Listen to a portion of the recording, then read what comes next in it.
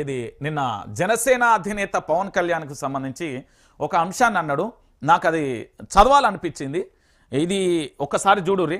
Revanth Reddy dynamic leader, wow, కింది స్థాయి నుంచి సీఎం దాకా ఎదిగారు. అయితే పవన్ కళ్యాణ్ అన్నకు తెలియనట్టున్నది, రేవంత్ రెడ్డి కింది నుంచి పై దాకా ఎదగలే. అన్ననే చెప్పిండు, మన రేవంత్ రెడ్డి గారు చెప్పిండు ఏమని, నేను తొక్కుకుంటూ వచ్చినా అని అన్ననే చెప్పిండు. తొక్కిసలాటలో రేవంత్ చనిపోవడం కలిసి వేసింది. వాళ్ళ ఇంటికెళ్ళి అల్లు అర్జున్ సారీ చెప్పాల్సి ఉంటుంది. ఇది యాక్సెప్టబుల్. గోటితో పోయేదాన్ని గుడ్డల్లాగా తెచ్చుకున్నారు. ఈ ఇష్యూలో అతను ఒక్కడే దోషిగా మార్చడం కరెక్ట్ కాదు. AP deputy CM Pawan Kalyan కీలక వ్యాఖ్యలు అంటూ కూడా చెప్పిన పరిస్థితి.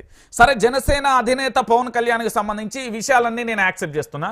కానీ రేవంత్ రెడ్డి డైనమిక్ లీడర్ అంటే తెలంగాణ ప్రాంత బిడ్డలు అయితే యాక్సెప్ట్ చేయరు. ఎందుకు అంటే ఇప్పుడే చదివిన ఏడవే, ఇక చూడుర్రి, గిన్నే ఉంటుంది. ఇగో, క్రిమినల్ కేసులలో దేశంలో నెంబర్ 1 సీఎం ఎవరు? యనుమల రేవంత్ రెడ్డి గారు. ఈ విషయం కూడా తెలవాలి. ఇక రేవంత్ రెడ్డి గొప్ప నాయకుడా? అబ్బా, రేవంత్ రెడ్డి జాన్ జిగిరి, రేవంత్ రెడ్డి దోస్తు, రేవంత్ రెడ్డికి సంబంధించిన బండి సంజయ్ మాట్లాడుతాండి. ఇక ఏమి చిత్రాలు చూస్తున్నారయ్యో దర్శక నిర్మాతలారా, అట్లనే ఉన్నది. ఇది సేమ్. వీళ్ళిద్దరు పార్లమెంట్ సభ్యులు గతంలో, వీళ్ళిద్దరు కలుసుకొని చోట, వీళ్ళిద్దరు మాట్లాడుకొని చోట ఎక్కడన్నా కనబడితే నాకు చెప్పుర్రి. పార్లమెంటు పరిసర ప్రాంతాలలో కానీ బయట కానీ వీళ్ళిద్దరు దోస్తులు. ఈ దోస్తు గురించి నేనే చెప్తాను. అసలు రేవంత్ రెడ్డిని కాపాడేదే బండి సంజయ్, కిషన్ రెడ్డి. ఓపెన్గా చెప్పాలంటే ఈరోజు తెలంగాణ ప్రాంత బిడ్డలందరికీ కూడా తెలియాల్సిన విషయం ఇదే. రేవంత్ గొప్ప నాయకుడా? హామీలను మరిపించేందుకే అల్లు అర్జున్ ఇష్యూ తెరపైకి తెచ్చింది. ఇది వాస్తవం. రేవంత్ రెడ్డి బన్నీ ఎక్కడో చెడింది, కేసు వాపస్ తీసుకుంటానని మృతురాలు భర్త చెప్పాడు. దానిపై ఇంకా ఎందుకు రాద్ధాంతం చేస్తున్నారు కేంద్ర హోంశాఖ సహాయక మంత్రి బండి సంజయ్. పవన్ కళ్యాణ్కు రేవంత్ రెడ్డి గొప్ప నాయకుడిలా ఎలా కనిపించారో ఆయనే సమాధానం చెప్పాలని కేంద్ర హోంశాఖ సహాయ మంత్రి బండి సంజయ్ అన్నారు. కరీంనగర్లో మీడియాతో మాట్లాడిన ఆయన సంధ్యా థియేటర్ ఘటనలో అల్లు అర్జున్ జైలుకు వెళ్లి బెయిలుపై వచ్చాడని, అంతటితో అంశం ముగిసిందన్నారు. కానీ మళ్ళీ అసెంబ్లీలో మరే సమస్య లేనట్టు ఈ ఘటనపై గంటల తరబడి ఒక్క నిమిషం అన్న, ఒక కొద్దిగా ఆగు ప్లీజ్ బండి సంజయ్ అన్న, ఒక్క నిమిషం మంచిగా నిర్రి. ఇది చాలా ఇంపార్టెంట్ పాయింట్ అండి. ఇది తెలంగాణ ప్రాంత బిడ్డలందరికీ కూడా తెలవాలి. ఇక్కడ బండి సంజయ్ ఏమంటున్నాడని, మళ్ళీ అసెంబ్లీలో మరే సమస్య లేనట్టు ఈ ఘటనపై గంటల తరబడి జరపాల్సిన అవసరం ఏముందని బండి సంజయ్ ప్రశ్నించాడు. వీళ్ళ పార్టీకి సంబంధించి ఎంతమంది ఎమ్మెల్యేలు ఉన్నారు? 10 మంది అయితే ఉన్నారు కదా.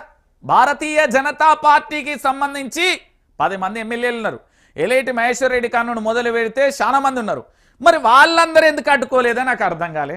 ఎందుకన్నా మీ రాజకీయ నాయకులు అంటే నేను చెప్తాను కదా, మా అల్లు అర్జును, చిరంజీవి, పవన్ కళ్యాణ్, నాగార్జున, వెంకటేషు, మహేష్ బాబు, ప్రభాసు, ఇంకా పేర్లు మర్చిపోతే నాకు సినిమాల గురించి తక్కువ తెలుసు.